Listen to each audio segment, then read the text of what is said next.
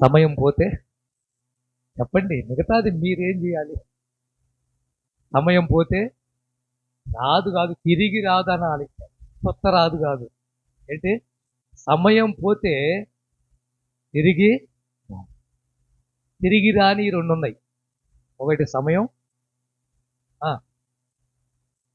ప్రాణం. ప్రాణం మరణమే, ప్రాణం. ఈ రెండును మనం తిరిగి తెచ్చుకునేవి కానే కాదు. ఎందుకు సమయం గురించి ఈరోజు చెప్పాల్సి వస్తుంది అంటే, మొదటి వారము వాగ్దాన సందేశం ఉంటుంది, రెండో వారము కానుకలు, మొక్కుబళ్ళు, 10వ భాగము అర్పణ, ప్రతిష్టార్పణలు, కృతజ్ఞతలు, ఇవన్నీ కూడా. మూడవ వారము సువార్త వర్తమానము లేక 4వ వారం. ఒక వారం నెలలో సంఘానికి సంబంధించిన వర్తమానం తప్పకుండా సంఘం ఎలా ఉండాలి, సంఘం ఎలా బలపడాలి, సంఘం ముందుకు ఎలా వెళ్ళాలి, ప్రార్థనలో ఎలా ఎదగాలి, విషయాలు తప్పకుండా నెలలో ఒక వారం. నెలలో ఒక వారం సువార్త, శుభవార్త. అంటే ఈ వర్తమానాలు నేను పరిశుద్ధాత్మ ద్వారా ఏ వారము ఏది అని ప్రేరేపించబడి మాట్లాడుతున్నాను కానీ సొంత నిర్ణయం ద్వారా అయితే నేను తీసుకొని రావటం లేదు. పిల్లరా, సమయం మనకు ఉచితంగా వచ్చింది ఏదైనా ఉందంటే చెప్పండి, మాట్లాడండి. ఏంటి? సమయమేగా. డబ్బులు ఇటు కొన్నావా అమ్మా? ఎప్పుడన్నా కట్టావా డబ్బులు? 24 గంటలు సమయము. 24 గంటలకు గంటకి ఎంత అని దేవునికి ఏమన్నా ఇచ్చావా నువ్వు? లేదే. దేవుడు ఉచితంగా ఇచ్చింది, అందరికీ సమానంగా ఇచ్చింది ఏదైనా ఉందంటే టైం. అదే అర్థమవుతుందా? సమానము అని ఎందుకన్నానంటే, ఇప్పుడు మన ప్రగతి కాలనీలో ఉన్నాం, మనలో కొంతమంది పేదవారిగా ఉన్నారు, కొంతమంది ధనవంతులుగా ఉన్నారు, కొంతమంది మిడిల్ క్లాస్ వాళ్ళు ఉన్నారు, కొంతమంది ఇబ్బంది పడుతున్న వారు ఉన్నారు, కొంతమంది ఉన్నత శిఖరాలు ఎక్కిన వారు ఉన్నారు, కొంతమంది ఇల్లు ఉన్నవారు ఉన్నారు, కొంతమంది ఇల్లు లేని వారు ఉన్నారు, కొంతమంది ఉద్యోగం ఉన్నవారు ఉన్నారు, కొంతమంది ఉద్యోగం లేని వారు ఉన్నారు. కానీ ఒక్కొక్కరికి ఒక్కొక్క విధంగా దేవుడు ఇచ్చాడు. అవన్నీ అది దేవుడిచ్చిన కృప. అయితే అందరికీ సమానంగా పంచిపెట్టింది ఏదైనా ఉందంటే సమయము. ప్రతి ఒక్కరికి దేవుడు సమానంగా ఇచ్చేసాడు. అది 24 గంటలు రోజుకు. అందులో మనము ఇంచుమించు 12 గంటలు కష్టపడవచ్చు. తెలుసా మీకు? ఎన్ని గంటలు టైం వాడుకుంటే 12 గంటలు నీకు ఉపయోగపడుతుంది. మిగతా 12 గంటలు ఇంకా నీకు కాలకృత్యాలే కానీ, నిద్రపోవటమే కానీ, భోజనమే కానీ, ఏదైనా సరే.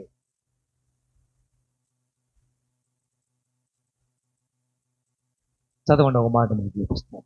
దినవృత్తాంతాల గ్రంథం 23వ అధ్యాయం. బైబుల్ తీసుకోండి దయచేసి. 23వ అధ్యాయం. మొదటి దినవృత్తాంతాలు 23, 30వ వచనం. చదువు. అనుదినము యెహోవాను గూర్చిన స్తుతి పాటలు పాడుటకును, విశ్రాంతి దినములలోను, అమావాస్యల్లోను, పండుగల్లోను, సమయములన్నిటిలోనూ లెక్కకు సరైన వారు వంతు ప్రకారము నిత్యము యెహోవా సన్నిధిని సేవ జరిగించుటకు నియమించబడిరి. సమయము అన్నది అక్కడ అండర్లైన్ చేసుకోండి. మొదటి దినవృత్తాంతాల గ్రంథము 23వ అధ్యాయం 30 వచనం నేను చదివించాను. ఈ భాగములో అనుదినము ఉదయము సాయంకాలమందు యెహోవాను గూర్చిన స్తుతి పాటలు పాడుటకును, విశ్రాంతి దినములోను, అమావాస్యల్లోను, పండుగల్లోను యెహోవాకు దహన బలులు అర్పించవలసిన సమయము అండర్లైన్. అన్నిటిలో లెక్కకు సరైన వారు వంతు ప్రకారం నిత్యము యెహోవా సన్నిధిలో సేవ జరిగించుటకు నియమించబడిరి. అర్థమైందా? దేవుని మందిరములో పరిచర్య చేస్తున్న వారికి ఆ రోజు నియమించిన నియమాలు, టైం ఇచ్చాడు. పాటలు పాడే వాళ్ళు ఈ టైం వరకు పాడండి, ఇది మీకు టైం, ఈ సమయం ఇది. అర్పణలు బలి అర్పించే వాళ్ళు ఈ టైంలో అర్పణలు అర్పించండి. ఇది ఈ టైం అమావాస్యలో అంటాడు అక్కడ, విశ్రాంతి దినములోను అంటాడు, పండుగలలో అంటాడు. కొంతమంది సేవ జరిగించడానికి వారికి కొంత సమయాన్ని ఇచ్చాడు. ఈ టైంలో ఇది మీరు చేయాలి, ఈ టైంలో ఇలా మీరు పాడాలి, ఈ టైంలో ఆరాధన చేయాలి, ఈ టైంలో వాక్యం చెప్పాలి. కన్నిటికీ క్రమం క్రమం క్రమం. దానికి సమయం ఇచ్చాడు. సమయం మించిపోవటానికి వీలు లేదు, టైము దాటి పాడటానికి వీలు లేదు. ఆ టైంలోనే నువ్వు పాడాలి అంతే. కొన్ని సంఘాలకు నేను వెళ్ళినప్పుడు వాక్యం అయిపోయినాక, ప్రార్థన అయిపోయినాక ముగింపులు ఆరాధన చేస్తారు. మీరు చూశారు లేదు, నేను చూశాను. ఏమండి, అంటే కొన్ని క్రమాలు లెక్కల ప్రకారం, అక్కడ లెక్కల ప్రకారం ఉందా మాట? అదిగో చూసావా, ఎక్కడమ్మా లెక్కకు సరైన వారు వంతు ప్రకారం, దానికి ఒక వంతు, దానికి ఒక క్రమం, దానికి ఒక క్రమశిక్షణ, దానికి ఒక టైం. ఇప్పుడు నేను వాక్యం చెప్పి మొదలు పెట్టిన తర్వాత 15-20 నిమిషాలు వాక్యం అయిపోతుంది. నేను చెప్పేది 45 లేదా 50 నిమిషాలు. సంఘంలో 20-25 నిమిషాలు అయిపోయినాక వాక్యము అయిపోయిన తర్వాత కొంతమంది వస్తారు. ఈ కొంతమంది వచ్చినప్పుడు ఏమనిపించింది నాకు చెప్పండి? నేను మొదటి నుంచి వింటే బాగుండే, అవునా కాదా అని నాకు అనిపించి మరలా నేను మొదటికి వెళ్తే లేరనుకుంటున్నారా సేవకులు? అలాంటి సేవకులు లేరా? అలాంటి బోధకులు లేరనుకుంటున్నారా? మీరు ఉన్నారండి.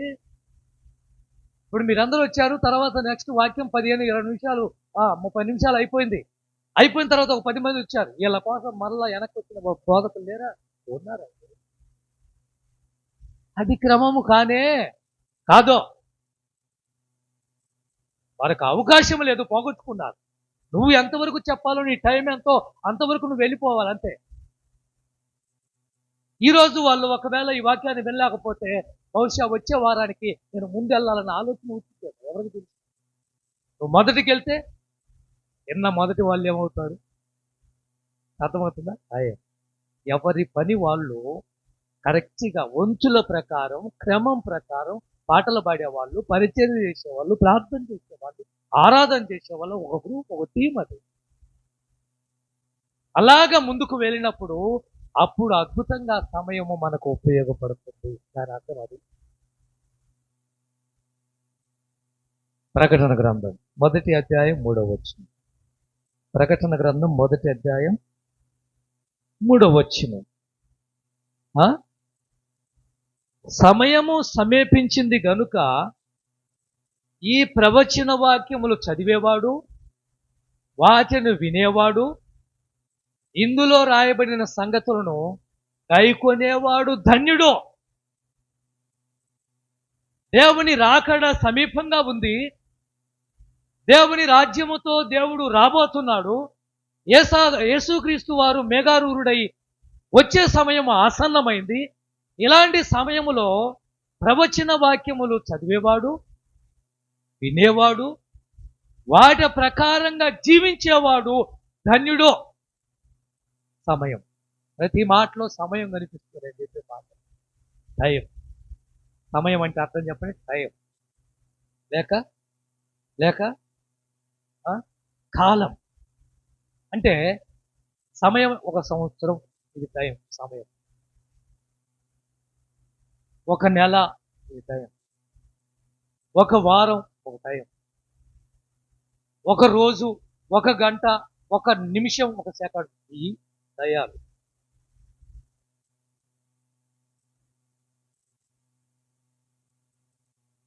రాజు కాదు, ఆ దేశానికి రాజు కావాలి అంటే భయమే. ఎందుకో తెలుసా? 2 సంవత్సరాలు మాత్రమే పరిపాలన. రాజుకు అవకాశం ఎన్నేళ్ళు? వాస్తవానికి ఇప్పుడు పరిపాలన ప్రకారం ఎన్నేళ్ళు ఏలాలి? 5 ఏళ్ళు ఏలాలి. ఆ దేశానికి ఉన్న లక్షణం ఏమిటంటే, ఆ రాజుకు 2 సంవత్సరాలే పరిపాలన.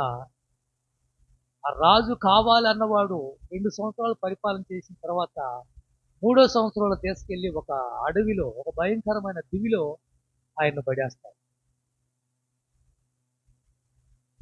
అక్కడ క్రూరమైనటువంటి జంతువులు ఆ వ్యక్తిని తినేస్తాయి. దీనికి ఇష్టపడ్డవాడే రాజుగా ఆ దేశానికి 2 సంవత్సరాలు రాజుగా పరిపాలన చేస్తే, చచ్చిపోతేమి ఇంతటి భాగ్యమని వచ్చేవాడు మాత్రమే రాజు అవుతాడు. అది అక్కడ లెక్క, ఆ దేశానికి ఉన్న లక్ష్యం.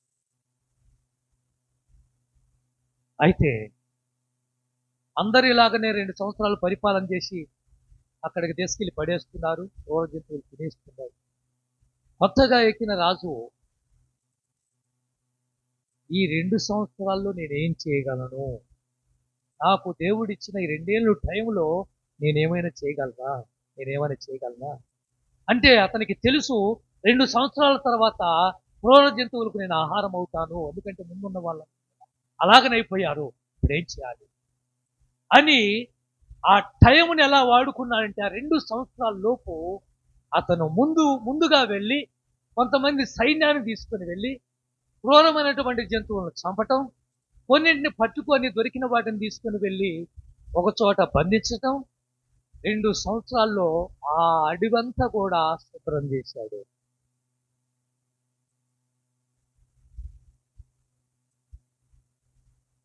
అంతేకాదు ఆ ప్రాంతంలో చిన్న చిన్న రూములు, ఇల్లు కట్టించాడు.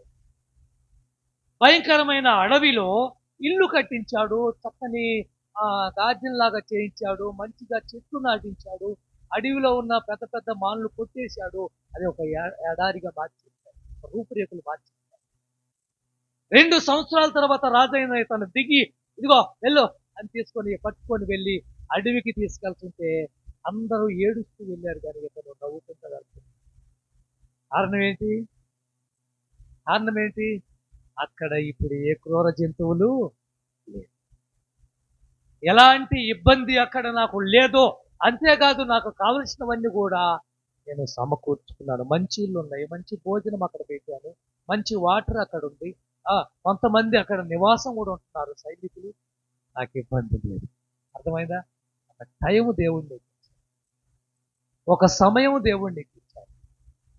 దాన్ని ఎలా ఉపయోగిస్తున్నాం అన్నదే ఇప్పుడు మనం మాట్లాడుకునే అంశం.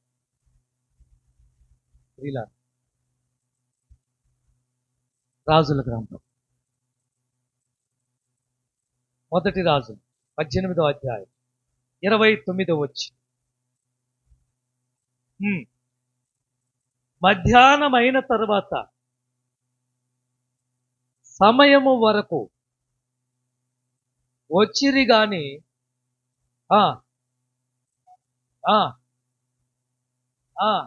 ఒక్కడు లేడు. ఏంటి ఈ గ్రంథంలో ఉన్న చరిత్ర ఏంటి? ఏలియా వచ్చి ఇశ్రాయేలు ప్రజల గురించి మాట్లాడుతూ మీరు ఎలా ఉన్నారేంటి? అసలైన దేవుణ్ణి వదిలిపెట్టారేంటి? సృష్టికర్తను వదిలి సృష్టమును పూజిస్తున్నారేంటి?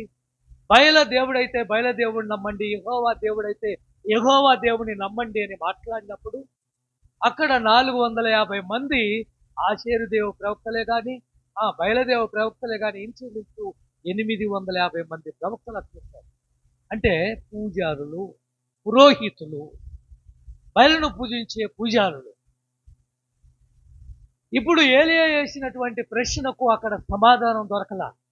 అప్పుడు యెహోవా దేవుడా కాదా మీకు నిరూపిస్తాను రండి, బయలు దేవుడో కాదో మీకు నిరూపిస్తాను రండి అని అక్కడ ఉన్న 450 మంది పురోహితులతో ఆయన వేసిన ఒకే ఒక పందెం.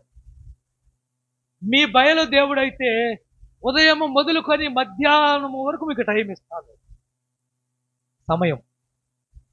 ఈ సమయంలో మీ దేవుడు ప్రత్యక్షమయ్యి కట్టెల మీద వేయబడినటువంటి ఎద్దు మాంసాన్ని, ఈ దూడ మాంసాన్ని అగ్ని లేకుండా, అగ్ని ముట్టియకుండా కాల్చుకొని వెళ్ళాలి. అది మీ దేవుడు ఉన్నట్లయితే.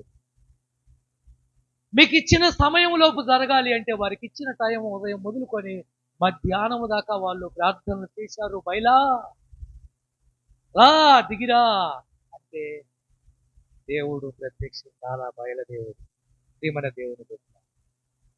అయితే రాజుల గ్రంథము 18వ అధ్యాయంలో 36వ వచనములో చదువు ఒక మాట.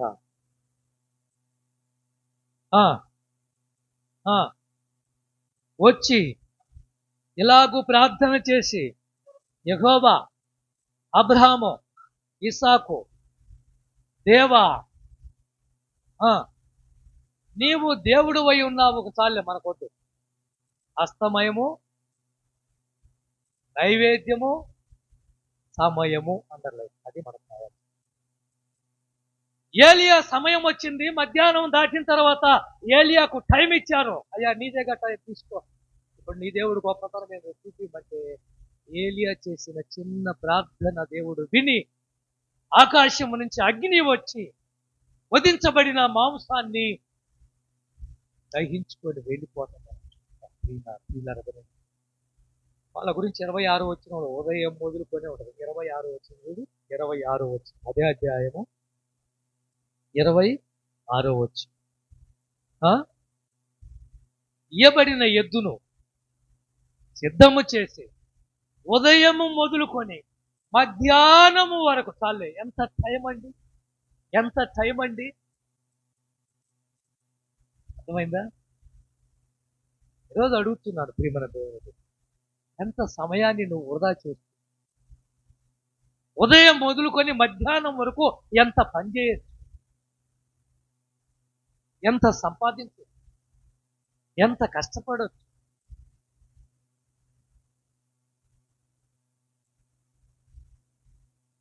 ఇద్దరు మంచి స్నేహితులే, ఇద్దరు చదువుకున్న వాళ్ళే, కానీ ఇద్దరూ పెరిగి పెద్దవారు అయినాక ఒకడేమో రాజు అయ్యాడు, ఒకడేమో నిరుపేద కుటుంబంగా మారాడు. ఏంటి కారణం? ఏమైంది? రాజుగా అయిన తర్వాత తన చిన్ననాటి స్నేహితుడిని కలుద్దామని ఒకరోజు రాజుగారు స్నేహితుడిని మర్చిపోవడానికి వీల్లేదని తన బెస్ట్ ఫ్రెండ్ అని అతన్ని కలవటానికి వస్తే చిన్న గుడిసె, చాలా నిరుపేద కుటుంబం, అంటే చాలా కూటికి కూడా గతి లేని స్థితిలో బతుకుతున్నారు. అది చూసినటువంటి రాజు బాధపడ్డాడు. ఏరా నాతో పాటు చదివేది, ఇద్దరం కలిసే కదా కాలేజ్ చదువులు అయిపోయింది, ఇద్దరం కష్టపడ్డాంగా, మరి ఎందుకంటే నువ్వు ఇలా ఉన్నావంటే సమాధానం లేదు. ఆ మాట విన్న తన దగ్గర ఏ ప్రశ్నకు సమాధానం లేదు. సరే మొత్తానికి ఏదేమైనప్పటికీ నేను ఒక మంచి స్థాయిలో ఉన్నానుగా, నా ఫ్రెండ్ నిరుపేదగా పేదవాడిగా ఉంటావు, నాకు ఇష్టం లేదురా. ఓ పని చేయి, ఈరోజు సూర్యుడు అస్తమించే లోపు రాజ్యభవనానికి, నా భవనానికి వచ్చే ధనాగారం ఉంటుంది, నీకు ఎంత కావాలో తెచ్చేసుకో. ఇతను మాట్లాడింది ఉదయం 10:30-11 గంటలకు. రాజు తన స్నేహితుడితో మాట్లాడి వెళ్ళిపోయాడు. ఈ విషయం కాస్త పరిగెత్తుకుంటూ వచ్చి తన భార్యకి చెప్పాడేమే, నా ఫ్రెండ్ రాజుగా ఉన్నాడు, మరి చెప్పాడు, ఈరోజురా సూర్యుడు అస్తమించే లోపురా, నా ధనాగారంలో ఎంత కావాలో తెచ్చుకో, నువ్వు నిరుపేదగా ఉంటావు, నేను చూడలేకపోతున్నాను అంటే భార్య అంది సంతోషంగా, చాలా మంచిదండి, మీరు వెంటనే బయలుదేరిపో, చాలా టైం ఉందిగా. ఈడు అంటాడు, చాలా టైం ఉందిగా, మీరు బయలుదేరి ఫోన్ చేసి ఆ షేపు రెస్ట్ తీసుకొని ఆ తర్వాత వెళ్తానన్నాడు. ఇక అన్నంది నాకు ఎలా ఉండదండి, నీకు బాగా తెలుసు. అందుకే ఉదయకాలం ఉద్యోగానికి వెళ్ళే వాళ్ళు కొంచెం తిని వెళ్తారు, 2 ఇడ్లే తిని వెళ్తారు. ఎందుకు? నిద్ర వస్తుంది. మధ్యాహ్నం కొంచెం తింటారు, ఎందుకంటే ఒక గంట రెస్ట్ ఉంటుంది కాదు.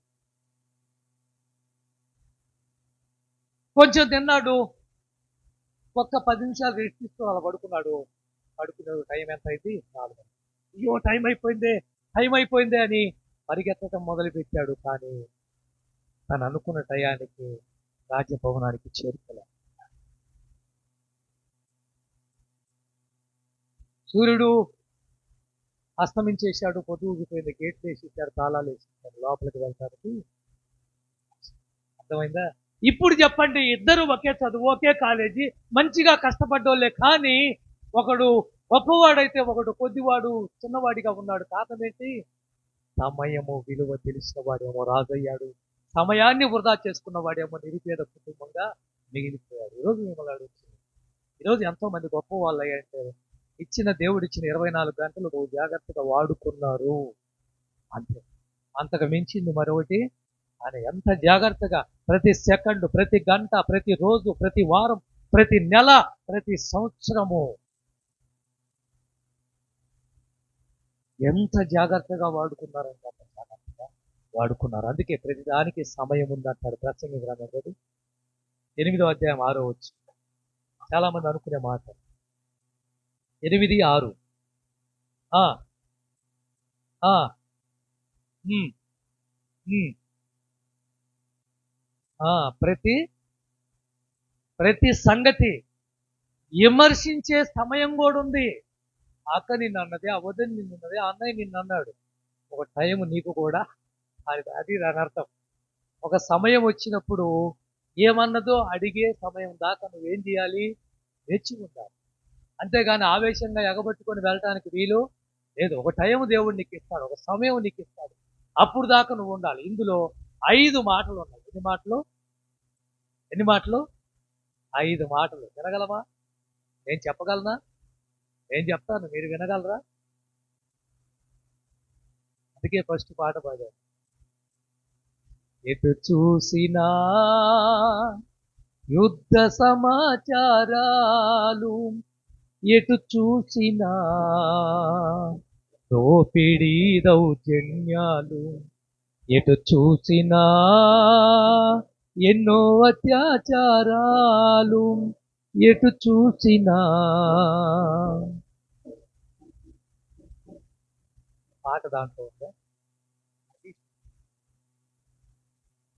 అర్థమవుతుందా? దాంట్లో 3 వచనాల్లో ఉన్న ఒకే ఒక భావన, ఇది సమయమా. ఏంటి? ఇది సమయమా. ఏది సమయము? అదే మనం చూడబోతున్నాం. మొదటి మాట ద్రవ్యము సంపాదించుకొనుటకు ఇది సమయమా, లేక డబ్బు సంపాదించుకొనుటకు ఇది సమయమా, బంగారం సంపాదించుకొనుటకు ఇది సమయమా, లేక తినుటకు త్రాగుటకు సంతోషంగా ఉండటానికి ఇది సమయమా? చదవండి ఆ మాట.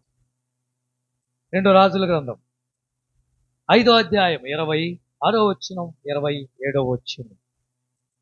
అంతటా ఎలీషా వానితో, రథము దిగి నిన్ను ఎదుర్కొనుటకు తిరిగి వచ్చినప్పుడు నా మనసు నీతో రాలేదా?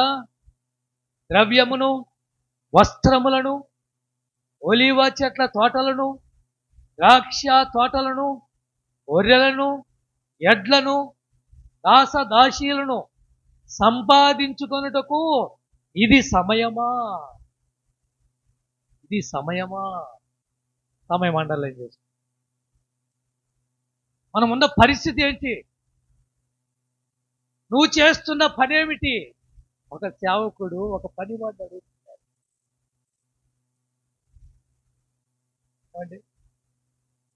ఆ రోజు ఎలీషా ఒక అద్భుతమైన దైవజనుడు. ఎంత గొప్ప దైవజనుడు అంటే ఆయన ప్రార్థన చేస్తే సునేం పట్టణస్తురాలు ఎంతో కాలంగా పిల్లలు లేనాగా గర్భవతి. భర్త ముసలివాడట, పిల్లలు పుట్టరు అనుకున్న ఆవిడ గర్భవతి. అంతేకాదు ఎలీషా ఎంత గొప్ప దైవజనుడు అంటే కుండలో అన్నం విషమైపోయింది, కూర విషమైపోయింది. ఆకలితో ఉన్నారు శిష్యులంతా. వచ్చి కేకలు వేస్తారు, అయ్యా కుండలో విషం ఉంది, మేమందరం చచ్చిపోతాం, తిన్నాం అంటే ఆ కుండలో ఆయన ఏరే ఆకేస్తాడు. అది కాస్త ఏమైతే అమూర్తంగా మారి అద్భుతం. నీళ్ళల్లో గొడ్డలు పడిపోతే, చెట్లు కొడుతుంటే, కట్టెలు కొడుతుంటే గొడ్డలు పడిపోతే, అయ్యా అరువుకు తెచ్చాను, అయ్యా గొడ్డలు పడిపోయింది పాస్టర్ గారు అంటే ఒక కొమ్మ తీసి అందులో వేస్తే కొమ్మ కిందకి వెళ్ళింది, గొడ్డలు పైకి వచ్చింది. అంటే దైవజనులో ఉన్న శక్తి, బలం, ఆయనలో ఉన్న మహిమ. ఎక్కడి నుంచో నయమాన్ వచ్చాడండి. నయమాన్ ఎక్కడి నుంచో వచ్చాడు, కుష్ఠరోగంతో వచ్చాడు. వెళ్ళి 7 సార్లు మునుగు బాగుపడతామంటే, మా ఏరియాలో, మా ప్రాంతంలో, మా దేశంలో ఇంతకన్నా అద్భుతమైన నదులున్నాయి. ఈ మురికి నీళ్ళు ఇంకా యోర్దాను నదిలో, ఇక్కడ మునగమంటావా నన్నని గర్వంతో వెనకెళ్ళిన వాడు నయమాన్. అలాంటి నయమాన్ను ఒక పెద్ద మనిషి ఆ రథములో, అయ్యా ఏదైనా చేయమంటే చేసేవాడివి కదా, ఒక 100 మందికి భోజనం పెట్టమంటే పెట్టేవాడివి కదా, ఒక 100 మందికి బట్టలు పెట్టమంటే పెట్టేవాడివి కదా, లేదు నువ్వు తెచ్చిన బంగారము వెండి వస్త్రాలు నాకు ఇచ్చేయని ఆ పాస్టర్ గారు అడిగితే ఇచ్చేవాడివి కదా, ఇవేవి అడగలేదు ఆయన. అంత దూరం నుంచి ప్రయాణం చేసి వచ్చావు కాబట్టి ఒళ్ళంతా చెమట పట్టి ఉంటుందేమో బహుశా, అందుకే చెప్పాడేమో నీళ్ళలో మునగమని. ఏమైంది అని అంటే ఆ మాటకు తనకు నచ్చింది. వెళ్ళిపోతున్న రథాన్ని వెనక్కి తిప్పుకొని వచ్చి 7 మారులు యొర్దాను నదిలో మునిగి పైకి లేచినప్పుడు తనకున్న కుష్ఠు రోగం పోయింది. ఇది జరిగింది అక్కడ. ఇది జరిగింది. ఇది జరిగిన తర్వాత ఈ 5వ అధ్యాయంలో నయమాను ఆశ్చర్యపోయాడు. అద్భుతం, రోగం పోయింది. వెంటనే వచ్చి తను తెచ్చినటువంటి అన్ని తెచ్చి, అయ్యా దైవజనుడు తీసుకోండి, చిన్న కానుక బహుమతిగా ఇస్తున్నాను, తీర్చు, నీ దగ్గర నుంచి ఏది నేను ఆశిస్తున్నాను, నాకు వద్దు అని ఎలీషా చెప్తే దానికి అర్థం ఏమిటో గ్రహించినటువంటి గెహాజీ అతను అంటాడు, నా యజమానికి ఈ తీసుకోవటానికి ఏమీ లేదు, మనస్సు లేదు అని. ఎలీషా లోపలికి వెళ్ళిన మరుక్షణమే రథము వెళ్ళిపోయింది. రథము వెంబడి పరిగెత్తిన వాడు, బట్టల కోసం పరిగెత్తిన వాడు, బంగారం కోసం పరిగెత్తిన వాడు, సంపద కోసం పరిగెత్తిన వాడు ఎవరైనా ఉన్నారంటే గెహాజీ. ఒక దైవజనుడు ఎన్ని అద్భుతాలు చేశాడు ఎలీషా, ఎన్ని మహత్కార్యాలు చేశాడు. ఎలీషా గురించి ఒక మాట చెప్పంటారా? ఎలీషా చచ్చిపోయిన తర్వాత తీసుకొని వెళ్ళి ఎక్కడ మట్టిలో పెడితే, సమాధిలో పెడితే, ఆ రోజుల్లో ఇంత సమాధులు లేవేమో, మట్టిలో కప్పెడితే ఒకరోజు ఆ ఊర్లో ఒకరు చచ్చిపోయిన తర్వాత ఆ వ్యక్తిని తీసుకొని వెళ్ళి ఎలీషా ఉన్న సమాధిలో మట్టిలో పెట్టారు, గుంట తీశారు, ఎలీషా పెట్టిన చోట పెట్టారు. చచ్చిపోయిన వాడు ఎలీషా ఎన్నికలు లేచి బతికొచ్చాడు. ఇది ఎలీషాలో ఉన్న భావాలు. అర్థమవుతుందా మీకు? ఏలియాను వెంబడించి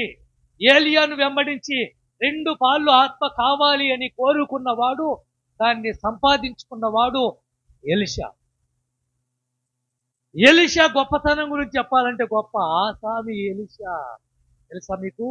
ఎలీషా అంటే ఎవరనుకున్నావు? గొప్ప భూస్వామి. ఆయన చాలా పొలం ఉంది, 12 గానుల అరకలు ఎద్దులు. 12 గానుల ఎద్దులు అంటే ఎంత పొలం ఉంటుందో ఆలోచించండి. దేవుని కోసము, ప్రభు కోసము 12 గానుల ఎద్దులను ఓడించి అందరికీ మాంసం విందు బిర్యానీ పెట్టి, ఇక నాకు ఈ సంపద నాకు వద్దు అని దేవుని కోసము పరిగెత్తిన వాడే ఎలీషా. అందుకే ఆ రోజు నయమాను వచ్చి బంగారం చూపిస్తే దాని మీద ఆశపడలా. ఎందుకు? ఇలాంటి బంగారము తన ఇంట్లోనే చూశాడు. అందుకే ఎలీషా వెండిస్తుంటే దాని మీద మోజు పడలా. ఎందుకు? ఇలాంటి సంపద నేను ఎంతో చూశాను. బట్టలు ఇస్తుంటే ఒక్క జత బట్టలు కూడా తీసుకోలే ఎలీషా. ఎందుకో తెలుసా? ఇలాంటి బట్టలు ఎన్నో వేసుకొని తిరిగాను, ఇప్పుడు దుప్పటి వేసుకొని తిరుగుతున్నాను అంటాడు. ఏం వేసుకొని? ఏలియా వేసుకున్నాడు చూడండి, ఒక కమ్మలి, అది వేసుకొని తిరుగుతున్నాడు. ఎందుకంటే సంపదలో నుంచి వచ్చిన వాడు, బంగారాన్ని అనుభవించిన వాడు, దాని వైపు నుంచి వచ్చిన వాడు కాబట్టి మళ్ళా వెనుదిరిగి కుక్క వలె పోవటానికి ఎలీషా ఇష్టపడలేదు. నో, నాకొద్దు అని చెప్తే దానికోసం ఒక గెహాజీ పరిగెత్తాడు.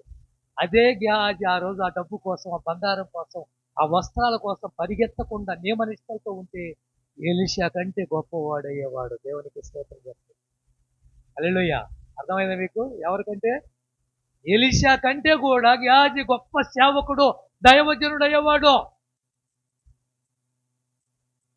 వాటి కోసం వెళ్ళి ఏం తెచ్చుకున్నాడు?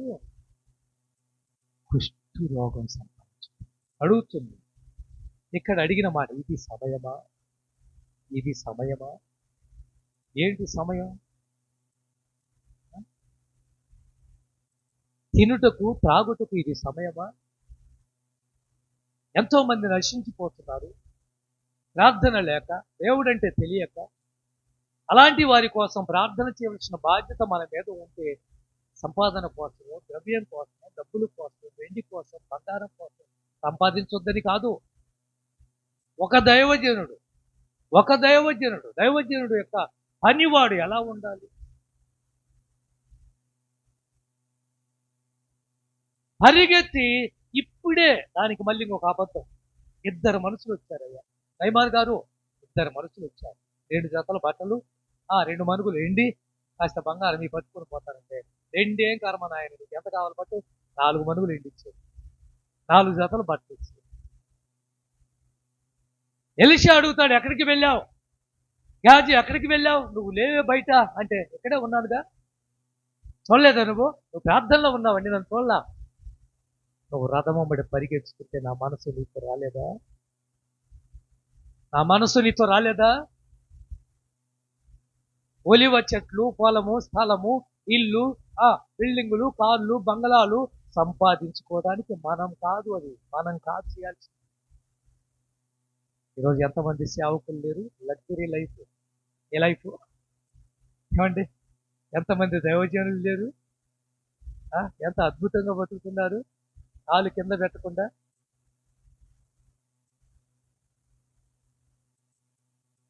ఇది సమయమా? ఎందుకు ఆ మాట్లాడగాల్సి వచ్చింది? ఆ రోజు దావీదు మిద్దె మీద అటు ఇటు తిరుగుతుంటే ఒక అమ్మాయి స్నానం చేస్తూ కనిపిస్తే అమ్మాయిని తెచ్చుకొని ఆ అమ్మాయితో పాపం చేసి, యుద్ధంలో ఉండవలసిన వాడు, లేక 5 గంటలప్పుడు ప్రార్థనలో ఉండవలసిన వాడు మిద్దె మీద ఏం పని దావీదుకి? దేశం కోసం పోరాడుతూ ఉంటే తన ఇంటి దగ్గర ఏం చేస్తున్నారు? అసలు రాజు యుద్ధంలో ఉండాలి కదా. దావీదు ఎక్కడ ఉండాలండి చెప్పండి? దావీదు ఎక్కడ ఉండాలి? యుద్ధంలో ఉండాలి. అలాంటి దావీదు ఎక్కడున్నాడు? ఇంటి దగ్గర ఏం పని? మీరే చెప్పండి. రాజు అక్కడ యుద్ధం దగ్గర ఉండి ఏం జరుగుతుందో గమనించి వాళ్ళను మోటివేషన్ చేసి ముందుకెలా నడవాలో, యుద్ధంలో ఎలా జయం పొందాలో ఇవన్నీ ఒక రాజుగా ఉండవలసిన వాడు ఇంటి దగ్గర ఉన్నాడు. ఇంటి దగ్గర ఉండటమే కాదు, 5 గంటల సమయంలో నేను ప్రార్థన చేస్తాను, ఉదయము సాయంకాలం మధ్యాహ్నం అన్న దావీదు 5 గంటల సమయంలో ప్రార్థనలో ఉండకుండా మిద్దెమే తిరుగుతున్నాడు. అంతేకాదు, చూడరాని దృశ్యం చూసినప్పుడు వెంటనే చూపు తిప్పుకొని గబగబా కిందకి రావలసిన వాడు. అలాంటి వాడు ఆ చూపును తిప్పుకోలేక ఆమెను తెప్పించుకున్నాడు, ఆమెతో పాపం చేశాడు. ఎవరు ఈ అమ్మాయి అని తెలుసుకుంటే అలాని ఉరియా భార్య. ఆమె ఒక లెటర్ పంపించింది, ఏమంటే నీ వల్ల నేను 3వ నెల ప్రెగ్నెన్సీ ఏమంటే, ఇప్పుడు ఏం చేయాలి? తప్పును మాఫీ చేయాలి. ఎలా చేయాలి? ఉరియాను పిలిపించాడు. ఉరియాను పిలిపించి చెప్పింది, చేసింది ఏమిటో తెలుసా? నీ భార్యతో 1 వారం 10 రోజులు సంతోషంగా ఉండి.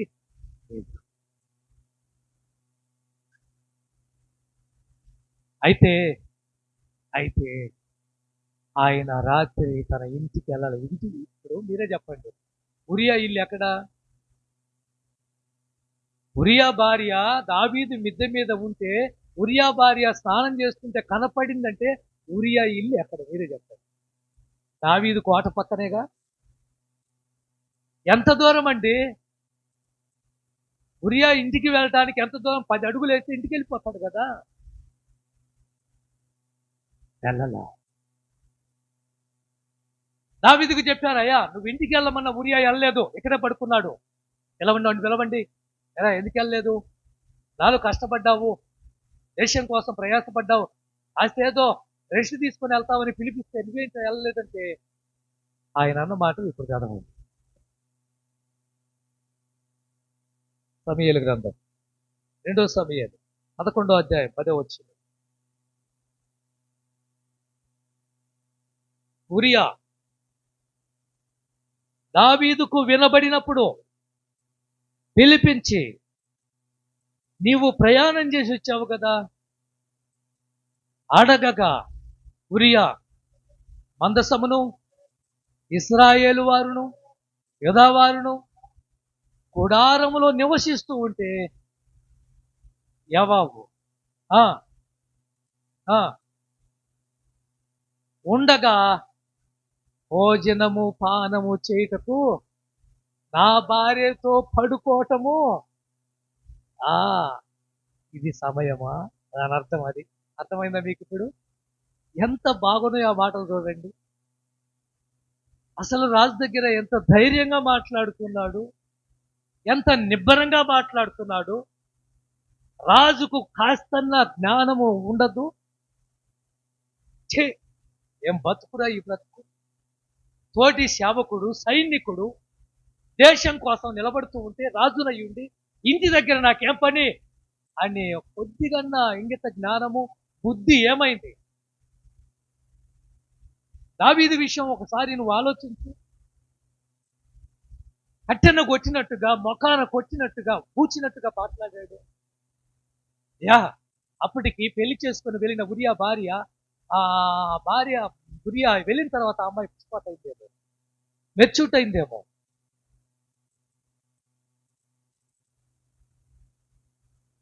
అయ్యా, నాతోటి సేవకులు, ఇజ్రాయెల్ ప్రజలు దేశం కోసం పోరాడుతూ ఉన్నారు. మన సేనాధిపతి అయిన యావాబు దేశం కోసం కష్టపడుతూ ఉంటే నేను తిని త్రాగటము, సంతోషంగా నా భార్యతో ఉండటము ఇది సమయమా?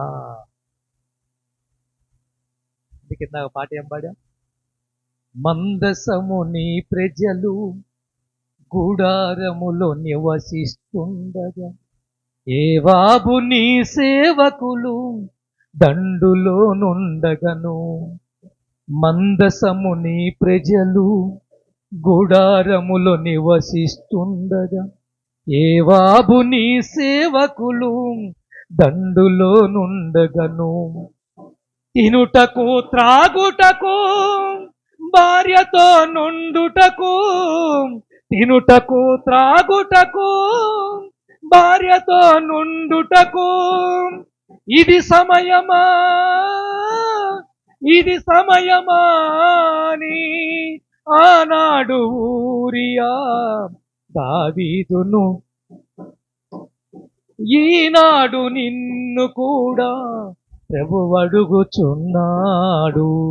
ఎటు చూసినా యుద్ధ సమాచారాలు, ఎటు చూసినా కరువు భూకంపాలు. ఆమేన్. ఆ పాట అందుకే ముందు పాడింది ఆ పాట సంగీతం మీద. ఏది ఏది సమయం? క్రైస్తవుల మీద ఎన్నో దాడులు,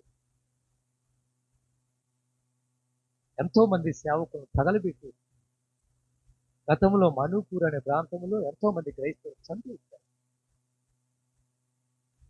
కరోనా వచ్చి లక్షల కోట్ల మంది ప్రజలు ప్రపంచంలో చంపబడ్డారు. మనం ఎలా సంతోషంగా ఉండగా? సామెతల గ్రంథం 21వ అధ్యాయం 17వ వచనం, 21:17. సుఖభోగాలయందు వాంఛగలవానికి ఏం కలుగుతుంది? ఏం కలుగుతుంది?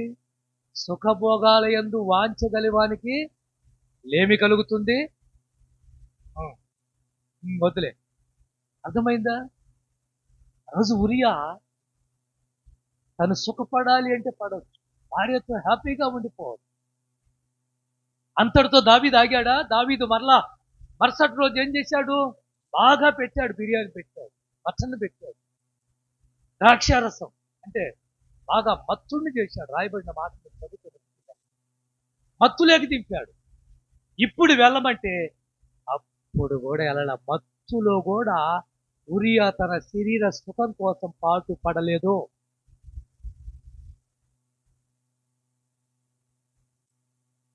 ఆ రోజు ప్రతి దినము సుఖపడ్డ ధనవంతుడు ఏమయ్యాడో మీకు బాగా తెలుసు. లోక సువార్త 16వ అధ్యాయములో 19వ వచనం కానించి ఒక ధనవంతుడు లాజరు కనిపిస్తాడు. ప్రతి దినము సుఖపడుతుండెనో. ఏమయ్యాడు చెప్పండి? ఏమయ్యాడండి? పాతాళములోకి నెత్తివేశాడు. చేతికి పంట బాగా వచ్చింది, కొట్లు కట్టించాడు, పంటనంతా దాంట్లో నింపాడు, ధాన్యాన్ని నింపాడు, డబ్బును దాచుకున్నాడు. ఒక ధనవంతుడు లోక సువార్త 12వ అధ్యాయంలో కనిపిస్తాడు. ఆయన ఏమయ్యాడు? నా ప్రాణమా తిని తాగి సుఖపడు సంతోషపడు అన్నవాడు. దేవుడా రాత్రి ఒకే ఒక ప్రశ్న, ఎర్రివాడా, రే ఫూల్, నువ్వు సంపాదించింది ఎవరి ప్రాణం? ఈ రాత్రి నీ ప్రాణాన్ని నేను అడుగుతున్నాను. ఏంటి నీ పరిస్థితి? పాటుపడు కుటుంబం కోసం, ప్రయాసపడు బిడ్డల భవిష్యత్తు కోసం. దేవుణ్ణి వదిలిపెట్టి కాదండి, మందిరాన్ని వదిలిపెట్టి కాదండి, సంఘాన్ని వదిలిపెట్టి కాదండి, సేవను వదిలిపెట్టి కాదండి. ఒక పక్క పరిచర్య చేస్తూ బేరాలు కుట్టుకున్నారు ఎవరో? అపోస్తులైనా అవును, బేరాలు కుడుతూనే ఒక పక్క పరిచర్య చేశారు, ఆత్మల రక్షణ కొరకు ప్రయాసపడ్డారు.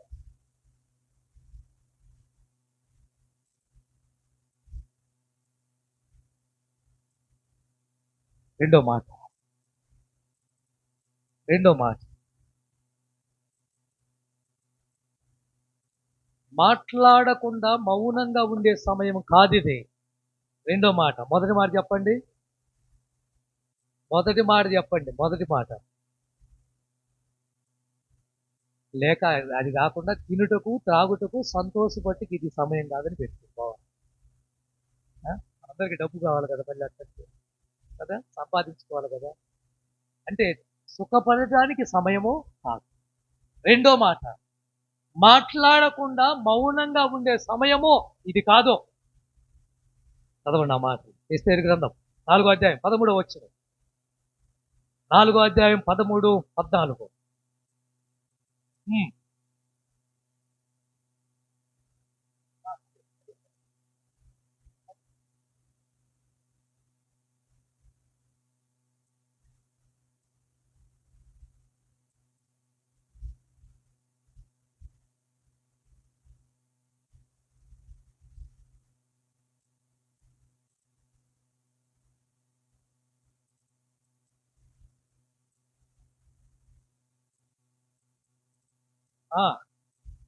ఏ సమయాన్ని బట్టి వచ్చావు రాణిగా?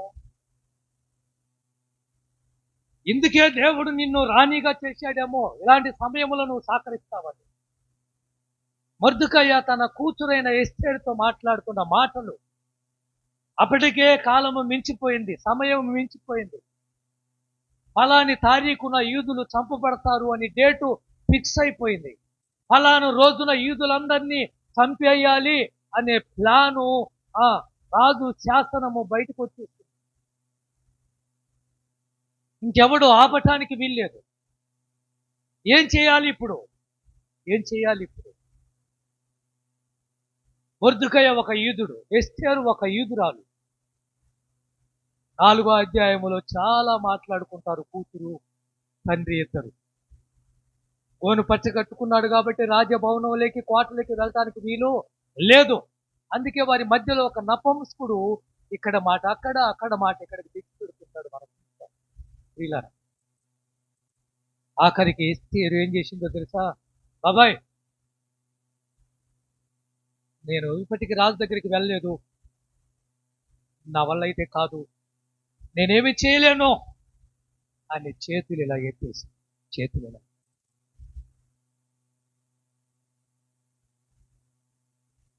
12వ వచనం దాకా మీరు చదువుకోండి. నా వల్ల కాదు బాబాయ్, నా వల్ల కాదు, నువ్వే ఏదో ఒకటి చేసుకో, నా వల్ల కాదని చేతులు ఎత్తేస్తే మొర్దెకయ్యలో రోసం తన్నుకొని వచ్చింది, కోపం పుట్టుకొని వచ్చింది. దేశానికి ఒక రాణి వయుండి నా వల్ల కాదంటావా నువ్వు? అక్కడ మాట్లాడిన మాటలు ఏమిటో తెలుసా? ఈ సమయమందు నువ్వు మౌనంగా ఉన్నట్లయితే, ఈ సమయంలో నువ్వు మాట్లాడకుండా నోరు మూసుకొని ఉన్నట్లయితే నష్టం జరిగిపోద్దమ్మా, నష్టం జరిగిపోద్ది. దేవుడు నిన్ను రాణిగా నియమించడానికి బహుశా ఇదే కారణమేమో. ఆ రోజు యోసేపుని తీసుకెళ్లి ఐగుప్తు దేశానికి ప్రైమ్ మినిస్టర్ చేయడానికి కారణము తన అన్నలకు కరువు వచ్చి వారిని పోషించాలేమో. ఏ ప్రణాళిక లేకుండా, ఏ ఆలోచన లేకుండా దేవుడు నీకు ఒక మంచి ఉద్యోగాన్ని ఇవ్వలేదు. ఆయనకు ఒక ప్రణాళిక ఉంది కాబట్టి నిన్ను ఉన్నతమైన స్థితిలో పెట్టాడు, ఆయన పనికి వాడబడతావని. ఆ రోజు మొర్దెకయ్య అడుగుతున్న ఒకే ఒక మాట, నువ్వు కూడా తప్పించుకోలేవు, జాగ్రత్త, నీ ఇష్టం. ఏమనుకుంటున్నావు నువ్వు? నువ్వు కూడా ఒక యూదురాలివే, నిన్ను చంపేస్తారు. ఈ సమయమందు మాట్లాడకుండా మౌనంగా ఉంటే మేమే కాదు, నువ్వు నష్టపోతావు. అంటే అర్థం చెప్పంటారా?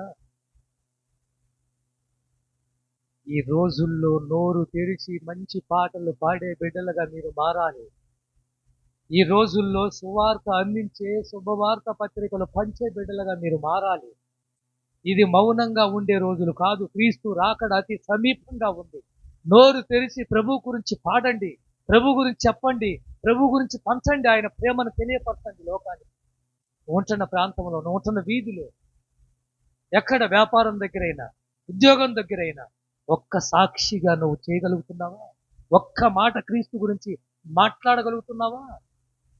మౌనంగా ఉండే రోజులా ఇవి చెప్పండి. ఎక్కడ మౌనంగా ఉండాలి చెప్పంటారా? దేవుని మంచి ఇప్పుడు ఎలా ఉన్నారు మీరు? ఇప్పుడు ఎలా ఉన్నారు? గజ్జె సౌండ్ ఏందమ్మా? గజ్జె సౌండ్ వాడున్నాడా? అదే అదే ఎవరో ఒకరు ఉంటేనే కదా ఆ సౌండ్ వచ్చేది. అర్థమైందా? ఎక్కడ మౌనంగా ఉండాలి? దేవుని మందిరములో మౌనంగా ఉండాలి. చదవండి, ఆ మాటలు మీకు చూపిస్తాను. 62 కీర్తన మొదటి వచ్చిన, 65 కీర్తన మొదటి వచ్చిన, హబక్కు గ్రంథం 2వ అధ్యాయం 20 వచ్చిన, 62 మొదటి వచ్చిన. దేవా ఏది అర్థమైందా? సియోనులో మౌనంగా ఉండుట. 5వ వచనం కూడా చదవమ్మా. 62:5. ఆ ప్రాణమా ఎలా ఉండాలి? ఆయన నమ్ముకొని ప్రశాంతంగా బతుకు, మౌనంగా ఉండు, దేవుడు చూసుకుంటాడు. 65వ అధ్యాయం మొదటి వచ్చి, 62వ అధ్యాయం మొదటి వచ్చి. ఆ ప్రాణమా దేవుణ్ణి నమ్ముకొని మౌనంగా ఉన్నది. చూసావా ఎక్కడ మౌనంగా ఉండాలి? ఆయన నమ్ముకున్న బిడ్డలు మాట్లాడకూడదు. ఆయన నమ్ముకున్న బిడ్డలు గయ్యాలి వారిగా ఉండకూడదు. ఆయన నమ్ముకున్న బిడ్డలు ఆవేశపడటానికి వీల్లేదు. ఎంత మౌనంగా ఉండాలి, ఎంత ఓపికగా ఉండాలి. ఆయన విలువను తీసేస్తున్నారు చాలా మంది. ఏమండి, యేసుక్రీస్తు యొక్క నామాన్ని అన్ని జనుల మధ్యలో దూషణ పాలు చేస్తున్నారు కొంతమంది. నోరుందని లెక్క లేకుండా భర్త మీద, భార్య మీద, ఇరుగు పొరుగు వాళ్ళ మీద. దేవుని బిడ్డవని రుజువు ఎలా? మౌనంగా ఉండే కాడేమో మనోళ్ళు ఏముంటం లేదు, మౌనంగా ఉండటం లేదు. మాట్లాడాలని చోటేమో చెప్పండి చెప్పండి మాట్లాడతారు. పెద్ద ఏనుగు వస్తా ఉంది, గంభీరంగా వస్తుంది, చాలా ప్రస్తుగా స్నానం చేసి శుభ్రంగా నీట్గా రెడీ ఏనుగు వస్తుందండి. ఒక బురద పంది ఎదురుగా విదిలించుకుంటూ వస్తా ఉంది.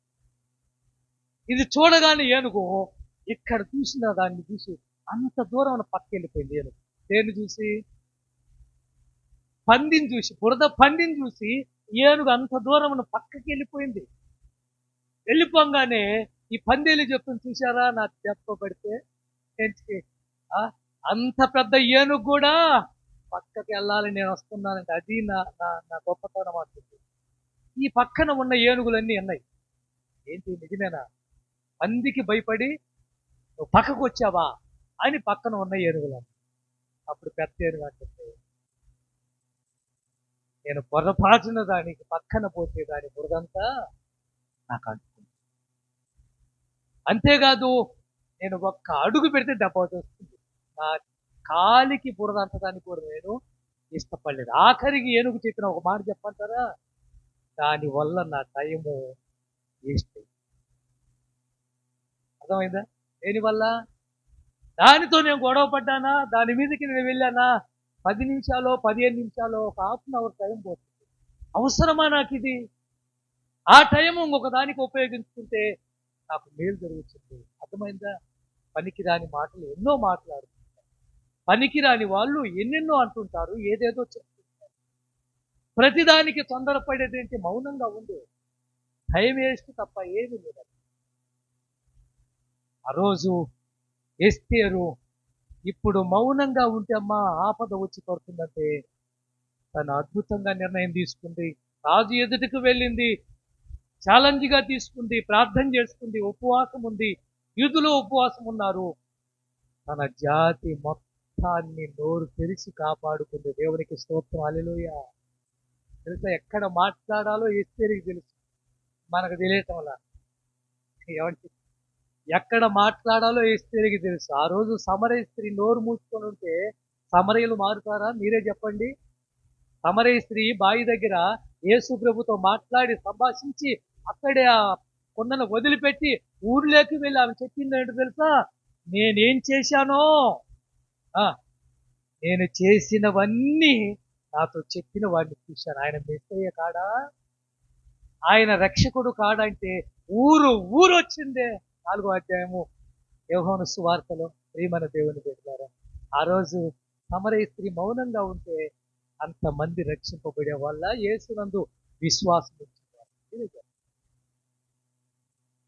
చాలా దెయ్యాలు పట్టిన వాడు, అడవుల్లో ఉండేవాడు, సమాధుల్లో నివాసం ఉండేవాడు, భార్య పిల్లలను వదిలిపెట్టి ఒళ్ళంతా గాయపరుచుకునేవాడు. అలాంటి వాడు యేసు ప్రభు దగ్గరికి వచ్చాడు, బాగుపడ్డాడు, వాడి దెయ్యం పోయింది. ఇప్పటి వరకు దిగంబరిగా ఉన్నవాడు బట్టలు వేసుకోవడం చూసి అందరు ఆశ్చర్యపడ్డారు. అర్థం తెలుసా మీకు? హే, నువ్వు సమాధుల్లో ఉండేవాడి కదూ, రాళ్లతో శరీరాన్ని గాయపరుచుకునేవాడి కదూ, నువ్వు బట్టలు లేకుండా తిరిగేవాడి కదురా అన్నప్పుడు అవకాశాన్ని ఏం చేశాడు తెలుసా? వాడేశాడు. ఎలా? ఈ బ్రతుకు ఇప్పుడు ప్రభు ఇచ్చాడు. ఎన్నోర్లకు ఇంచుమించు 10 ఊర్లకు ప్రచారం చేశాను. చదవండి ఈ మాట మార్కు సువార్త 5వ అధ్యాయం 20 వచ్చిన అక్కడ రాయబడిన మాట 5:20 మార్కు సువార్త. ఆ ఆ ఎకపోలిలో ప్రకటింపనారంభించగా అందరూ ఆశ్చర్యపడ్డారు. వాడు బట్టలు వేసుకున్నప్పుడు ఆశ్చర్యపడ్డారు. ఇప్పుడు వాడు వాక్యం చెప్తున్నాడు, సాక్ష్యం చెప్తున్నాడు. ఆశ్చర్యం. మరి మీరెందుకు నోరు తెరవుతారు? సమరయ స్త్రీ ఆ రోజు మౌనంగా ఉండలేదే, బాగుపడింది. జనాదయాలు పట్టిన వాడు మౌనంగా ఉండలేదే. ఆ రోజు యోధా బెత్లెహేములో ఒకడు పుడతాడు, రక్షకుడు పుడతాడు, దావీదు పట్టణమందని గొర్రెల కాపరులకు చెబితే వాళ్ళు వెళ్ళి యేసును చూసి ఆ చూసిన యేసు గురించి నోరు మూసుకొని ఉండలేదే, చెప్పారు యేసుక్రీస్తు ఆయనే రక్షకుడని. వీళ్ళారా ఆలోచన. ఇప్పుడు మౌనంగా ఉండే సమయం అయితే కాదు. మీరు వ్యాపారం చేసే దగ్గర క్రీస్తు గురించి మాట్లాడాలి, మీ ఉద్యోగం దగ్గర యేసుక్రీస్తు గురించి చెప్పండి. మీరు ఎక్కడ ఉన్నా నలుగురు అక్కడ చేరినట్లయితే యేసుక్రీస్తు ప్రేమను తెలియపరచండి, అది నీకెంతైనా మేలు. మూడో మాట మందిరము గురించి ఆలోచించే సమయం ఇది. ఏ సమయం? బాగుంది కదా ఈ మాట? బాగుంది కదా? తలపైకి ఎత్తండి. దేని గురించి ఆలోచించే సమయము? మందిరం గురించి ఆలోచించే సమయం ఇది. ఎందుకు ఈ మాట అన్నాను అంటే పండగ దగ్గరకు వస్తుంది కాబట్టి. అంతేనా? అంతే. హగ్గయి గ్రంథం 1వ అధ్యాయం 2వ వచనం. 1వ అధ్యాయం 2వ వచనం.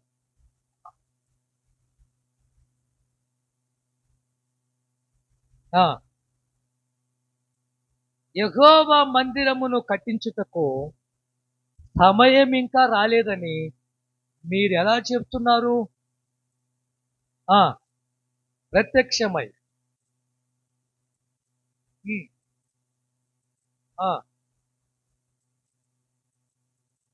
మంచి ఇల్లులు అని అర్థం. ఇది సమయమా? అండర్లైన్. సమయమా? ఆలోచించండి అని అక్కడ రాయబడిన మాట మీరు గుర్తుపెట్టుకుని ఆలోచించండి. అందుకే ఇందాక మొదట్లో నేను ఒక మాట చెప్పాను, మందిరం గురించి ఆ అమ్మాయి వచ్చి శుభ్రం చేస్తూ ఉంటారు. మంచి ఆలోచన. పిల్లలు యవనస్తులు వచ్చి చక్కగా ఉదయకాలం మందిరాన్ని పిలిచి, మందిరం గురించి ఆలోచన మనకు ఉండాలి. ఆ రోజు అగ్గయ్య అడుగుతున్నాడు, యెహోవా ఇచ్చిన మాట ఏమిటంటే, మీరైతే మంచి ఇళ్లలో ఉంటున్నారు, మంచి బిల్డింగ్లో ఉంటున్నారు. అమ్మా, బిల్డింగ్లో ఉంటున్నారంటే మిమ్మల్ని కాదు, అక్కడ రాయబడిన మాటలు నేను చెప్తున్నాను, అట్లా అనుకోకండి. మంచి ఇల్లు కట్టుకున్నారు, మందిరం గురించి ఆలోచించగా మీరు మందిరంలో ఏముందో ఆలోచిస్తారా? మీరు ఏమీ లేదో ఆలోచించరా? మీరు మందిరానికి ఏం కావాలి, నేనేం చేయగలను, ఎప్పుడైనా ఆలోచించారా? అవును చెప్పండి. మేము ఆలోచించాం పాస్టర్ గారు, నిజమే ఆలోచించారు కాబట్టి ఇక్కడ ఉన్న ప్రతి వస్తువు మీ ద్వారా వచ్చింది. దేవునికి మహిమ కలుగును గాక. హల్లెలూయా.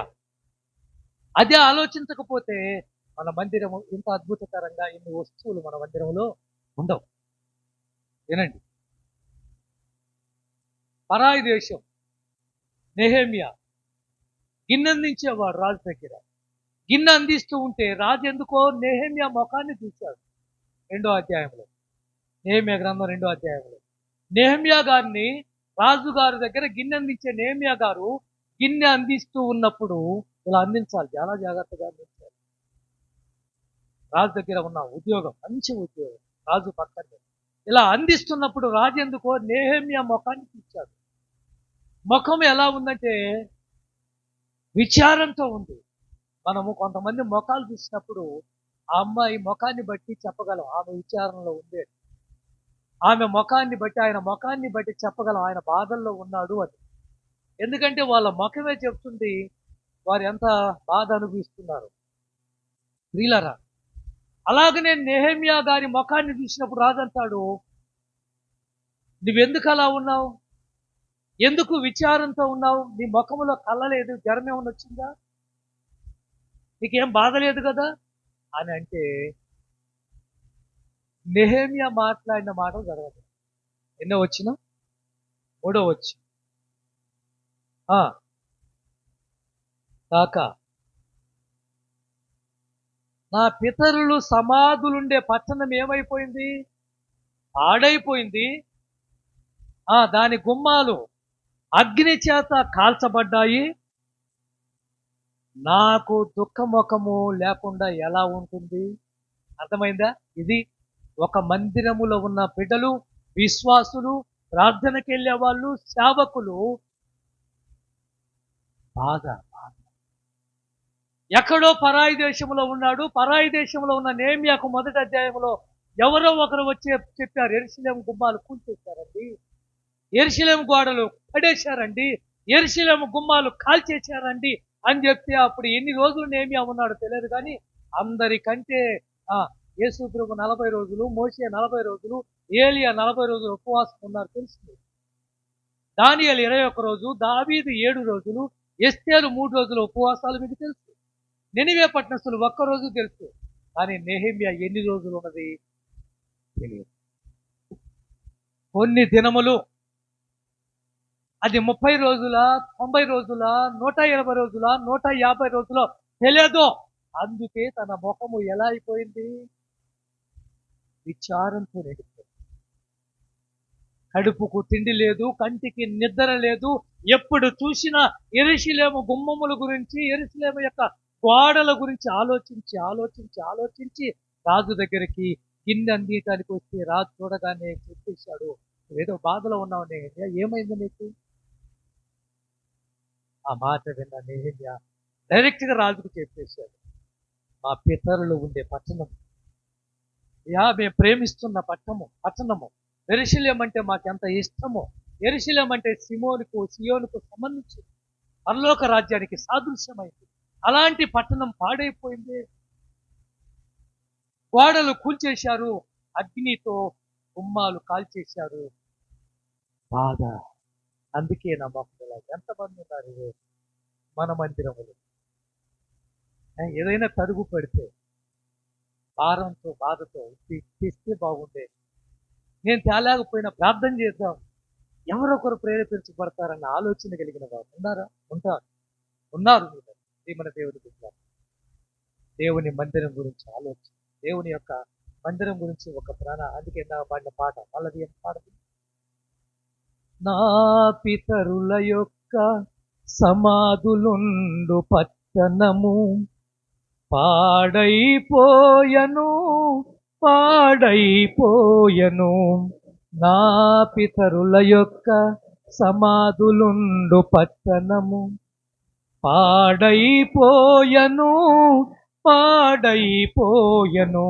యెరూషలేము గుమ్మములు అగ్ని చేత కాల్చబడగా, యెరూషలేము గుమ్మములు అగ్ని చేత కాల్చబడగా సంతోషముగా నుండుటకు ఇది సమయమాని ఆనాడు నెహెమ్యా పరరాజునడిగాడు.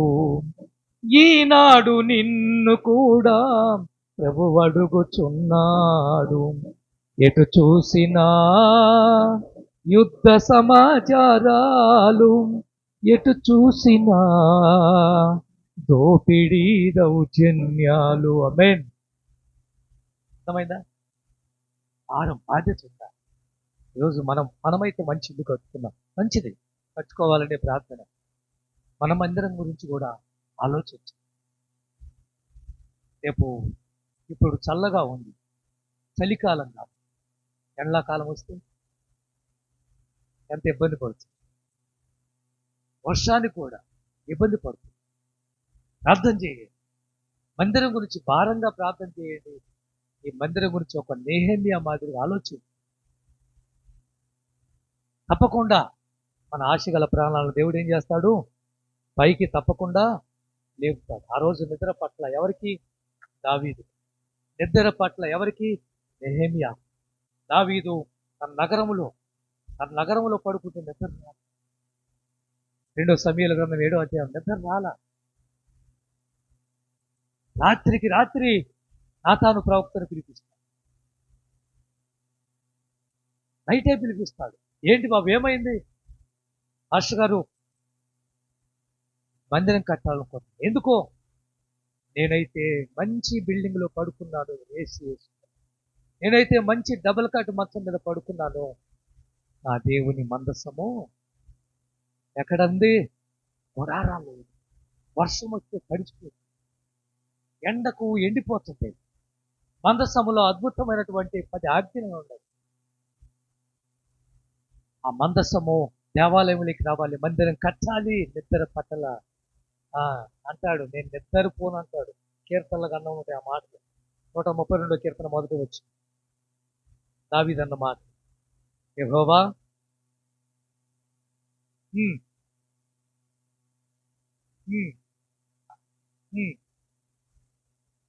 మాట ఇచ్చి ఎట్లనగా చూచి వరకు ఒక నివాస స్థలమును నేను చూచు వరకు ప్రవేశింపను. నేను మంచం మీద పడుకొని నిద్రపోను, నిద్ర రానియను. చూసావా ఎంత బాధ్యత ఉంది, ఎంత భారం ఉంటే. కొన్ని లక్షల రూపాయల బంగారం, కొన్ని కోట్ల రూపాయల బంగారం అలా కూడబెట్టి దావీదు ప్రజల దగ్గర, మీలాంటి ప్రజల దగ్గర ప్రకటన చేస్తే వాళ్ళు మనుగులు తెచ్చి,